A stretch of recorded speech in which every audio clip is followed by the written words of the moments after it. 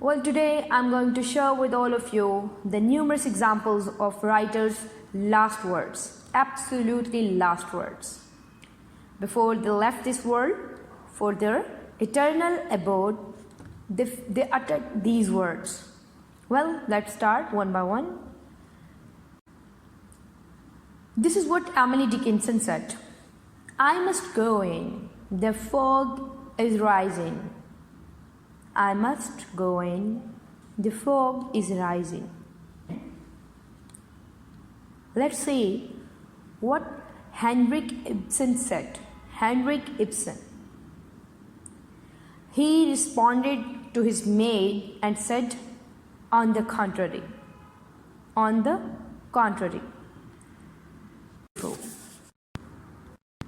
Lewis Carroll. He said, take away these pillows. Take away these pillows. I won't need them any longer. Take away these pillows. I won't need them any longer. Jane Austen. Jane Austen said to her sister, I want nothing but death. I want nothing but death. And then comes Elizabeth Barrett Browning. She said, it's the most beautiful. It is most beautiful. Let's see what Virginia Woolf said. I don't think two people could have been happier than we have been. I don't think two people could have been happier than we have been. She was actually addressing her husband. These were the last sentence of Woolf's suicide note. Now let's see what Ian Fleming said. Ian Fleming said, I'm sorry to trouble you chaps. I don't know how you get along so fast with the traffic on the road these days. When Fleming's body finally had its fill of scotch and cigars, the James Bond author apologized to the medics in his ambulance for the inconvenience he caused. So that's what he said. Let us repeat. He said, I'm sorry to trouble you chaps. I don't know how you get along so fast with the traffic on the road these days. Then comes Robert Louis Stevenson. He said, what's that? Does my face look strange? And there are certain examples where it is said, do I look strange? But that's what he said. What's that? Do I look strange? Or some people say, he said, does my face look strange? And then comes Vladimir Nabokov. Vladimir Nabokov, he said, a certain butterfly is already on the wing. A certain butterfly is already on the wing. Then comes Benjamin Franklin. Benjamin Franklin, he said, dying men can do nothing easy. Dying men can do nothing easy. He said this to his daughter.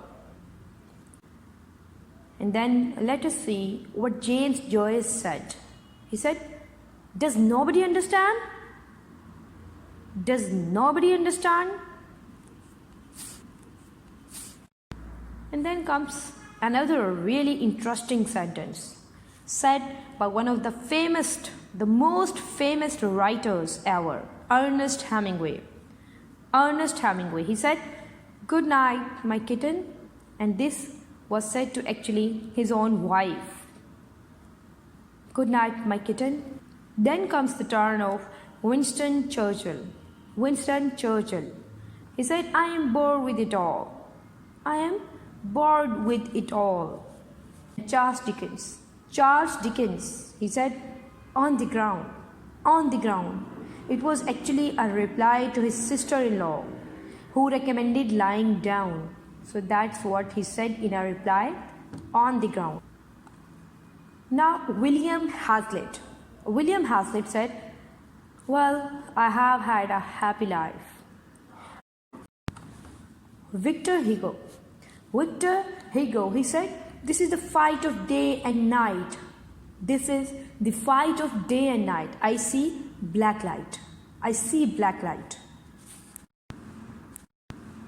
Then comes Mark Twain.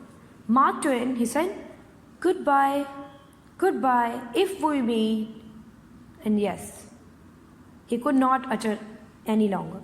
He said, goodbye, if we meet. Nothing much. He actually said these words to his daughter. And then comes Adam Smith. Adam Smith said, I believe we shall adjourn this meeting to another place. I believe we shall adjourn this meeting to another place. These are the words said by Karl Marx at his deathbed. He actually responded to his housekeeper who wanted to know what he was about to say at his death as his death note. Karl Marx replied, go on, get out. Last words are for fools. Last words are for fools who haven't said enough. And then comes the last one. Well, not the least one. It is said by Oscar Wilde. He said, the wallpaper and I are fighting a duel to the death. One or the other of us has to go.